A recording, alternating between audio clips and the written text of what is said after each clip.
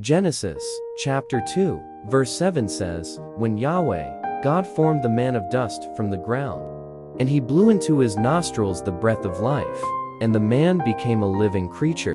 Then Yahweh, God formed man of dust from the ground, and breathed into his nostrils the breath of life. And so the man became a living being." We read about God forming the very first human. We learn that God started creating the first human, that is Adam, who is a man. When God breathes, it is like he has a body. We can see like this in other places in the Bible. Several ancient Jews interpreted that God has a form, specifically, with the material substance. In his book, The Bodies of God, An Ancient World of Israel, Dr. Benjamin Summer notes, in modern terms, we might tentatively suggest that this body was made of energy rather than matter.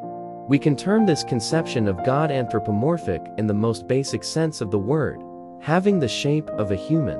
But because the divine body, according to this conception, is not necessarily made of the same sort of matter as a human body, it might be appropriate to term this belief a non-material conception of God, or even a spiritual one.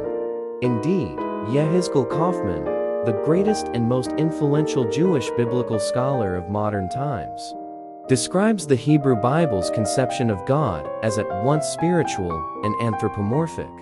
The biblical God, Kaufman maintains, had a form but no material substance.